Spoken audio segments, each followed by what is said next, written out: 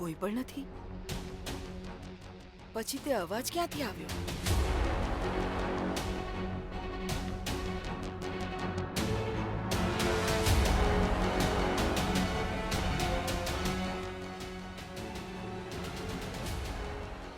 માંડ બચી ગઈ છું પગલાના અવાજને કારણે. નહીતર તો આ બુઢી આજે મને પકડી લીધી હોત. હા, સાંભળ, પાછા ફરવાનો સમય આવી ગયો છે. જે કામ પહેલા નહોતું થયું ને તે હવે કરવું પડશે, સમજી? Sure aunty, let's do this.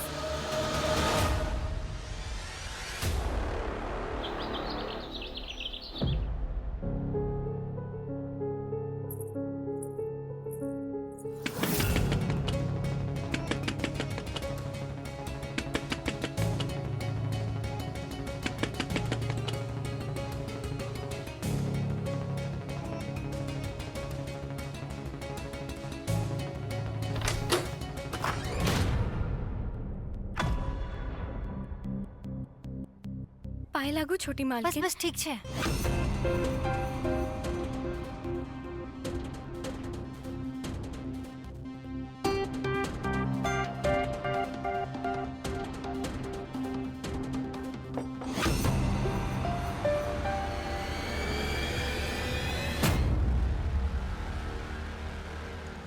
બંને સાથે નથી સૂતા, મતલબ અનબન પાકી થઈ ગઈ છે.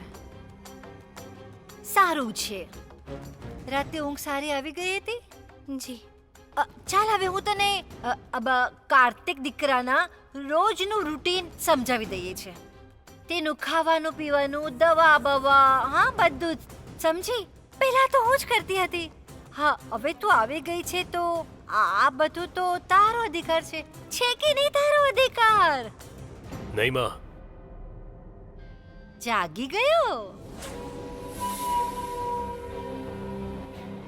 મારું બધું કામ ફક્ત ને ફક્ત તમે કરશો, વૈષ્ણવી નહીં. અરે કેવી વાત કરી રહ્યો છે તું? પત્નીના હોવા છતાં માં બધું કામ કરશે તારું? તો બિચારી પત્ની શું વિચારશે? વિચારશે કે નહીં? કહ્યું ને મામે, હું નથી ઈચ્છતો કે વૈષ્ણવી મારું કોઈ પણ કામ કરે. એ કાર્તિક દીકરા, આવું ના બોલાય રે. અરે જો હું બધું તારું કામ કરીશ ને તો વૈષ્ણવી એવું વિચારશે કે મેં તારા પર કબજો જમાવી લીધો છે. હા, ચિંતા નહીં કરતી તું.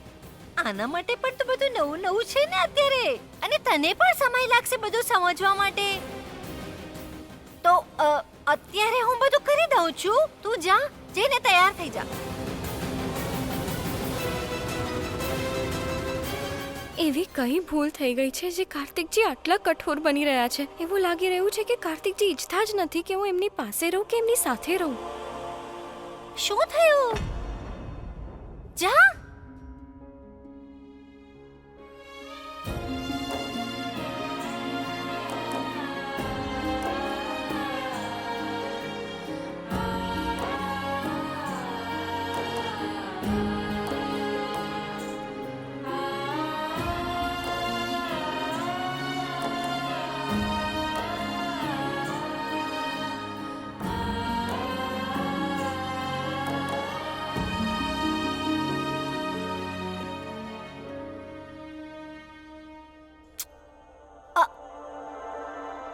માં, હું તમારા વિના નહીં રહી શકું, હાય, પણ હું વૈષ્ણવીને પણ બહુ પ્રેમ કરું છું. એ જ પ્રેમને તો ખતમ કરવા માટે આગલો પ્લાન બનાવ્યો છે દીકરા. બસ તું જોતો જા.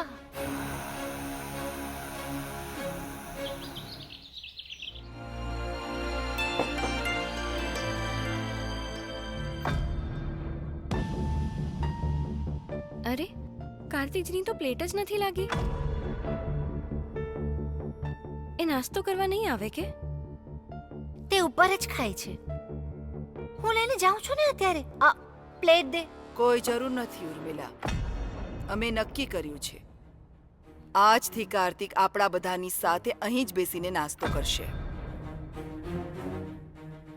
આ વાતની રાહ તો હું પણ વર્ષોથી જોઉં છું માં, કે કાર્તિક અહીંયા આવે, આપણી સાથે બેસે, ખાવાનું ખાય.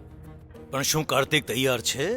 મને હવે વધારે કલેશ નથી જોઈતો ઘરમાં માં. તમને તો ખબર છે ને, જો એ કાર્તિકને અહીંયા ખાવાનું ખાવા માટે બેસાડ્યો તો એ પોતે તો બેસશે, પણ સાથે બહારની ગલીના એ જે કૂતરા બિલાડા છે ને એમને પણ સાથે અહીંયા બેસાડશે અને એમને પણ ખાવાનું ખવડાવશે. અને જો આપણે એને ભૂલથી રોક્યો તો તમને ખબર જ છે એ જ તોડ ફોડ ને બધી તહેસ મહેસ કરશે. તમે બહુ સારી રીતે જાણો છો ને માં એના ગુસ્સાને. તો ક્યાં સુધી રૂમમાં બંધ રાખશો ઉપેન્દ્ર? ક્યારેક ને ક્યારેક તો શરૂઆત કરવી જ પડશે ને. તો આજે જ કેમ નહીં? જાઓ દીકરા, બોલાવીને લાવો એને. જી. કોઈ જરૂર નથી એને અહીંયા બોલાવવાની. કરણ, શાંત થઈ જા દીકરા. નહીં માં, હું શાંત નહીં થાઉં.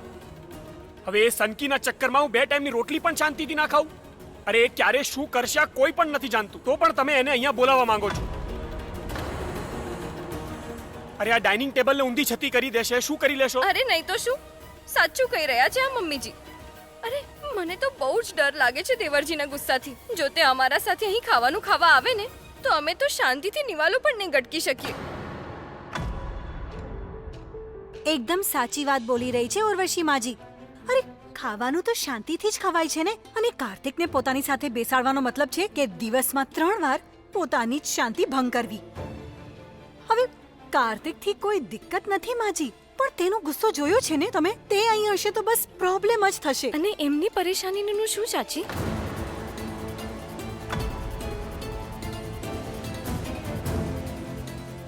માફ કરજો, હું તમારા બધા મોટાઓ વચ્ચે બોલી રહી છું, પણ કાર્તિકજીને શ્રાપ મળ્યો છે.